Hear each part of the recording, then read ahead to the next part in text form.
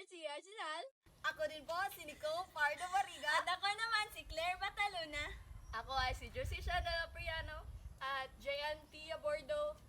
Kaya tara, samahan niyo kami sa aming paglalakbay. Arat na!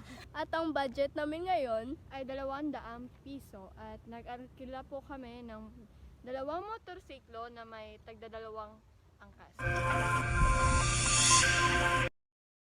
So, nagbabalik. Andito po kami ngayon sa Paraiso Garden Cafe. Arat na!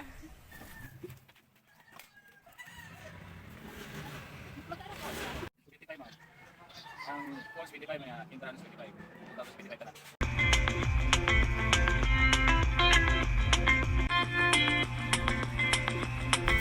Welcome to Paraiso Garden Cafe.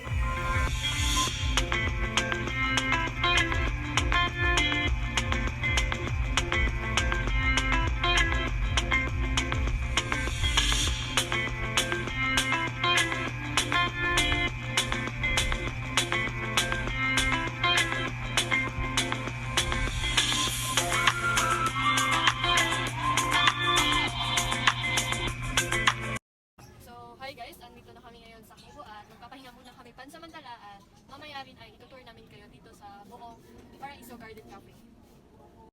Habang nagpapahinga kami ngayon, ang nagastos namin ay 25 piso as entrance. Tapos, plano naman naming maligo sa pool ay 25 pesos. Sulit na sulit! Sulit na sulit ang 25 pesos entrance fee sa napakagandang tanawin.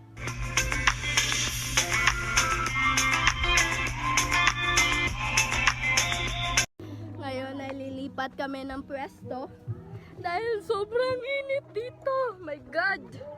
Kita nyo naman, ang init.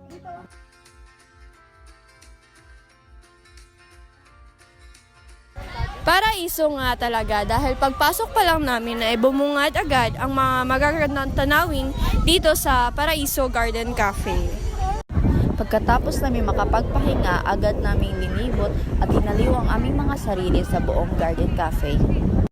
Habang papunta kami sa swimming pool, ito ang iilang palatuntunin na makikita sa gilid ng hagdanan.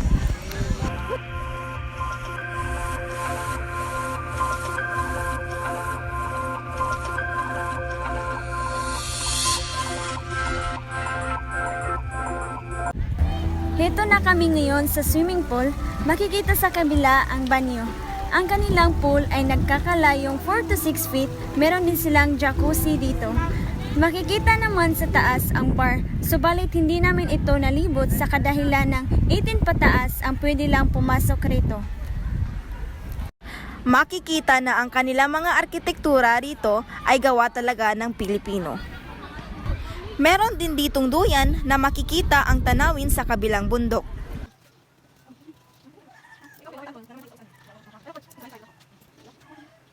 So update guys, ang available sa menu ay tapsilog at saka pork sisig. Magkano? 59 isa.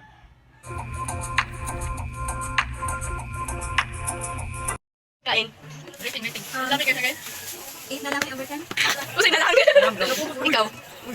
Negative 1,000. Uy! Ikaw. Ikaw. Pagkatapos namin sa Paraiso Garden Cafe, dumiretso kami agad sa pinal naming destinasyon, ang Malingin at Sakayan Tourist Spot. Matatagpuan ito sa Mulao. Pagdating namin doon, agad kaming pumunta sa Barangay Hall at nag-inquire para kumonsulta ng tourist guide. Nagbayad lamang kami ng 10 piso para sa entrance fee. Dito ay pababa na kami papunta sa ilog na kung saan matatagpuan ang Malingin at Sakayan. Makikita na nga natin ang Malingin. Ang sabi, kaya tinawag itong Malingin ay dahil sa hugis nito. Makikita nyo naman kung ano ang kaibahan nito sa ibang mga bato, pati na rin sa kulay nito. Ilang araw ay nadiscover din ng mga taga dito ang bato na hugis barko na tinatawag nilang Sakayan. Mapapaisip ka talaga, bakit hindi man lang ito nagalaw sa kanyang pwesto? dahil ito ay nakapatong lamang sa maliit na bato. Ang sabi-sabi rin ng mga tao ay ito ang barko ni Maria Kaka. Inirekomendaan namin Sa mga mahihilig mag-trekking ay pumunta rito sa Mulaw. May 3 silang tourist spot, ang Malingin, Sakayan, At Lanigid Peak. Yun lamang at salamat po!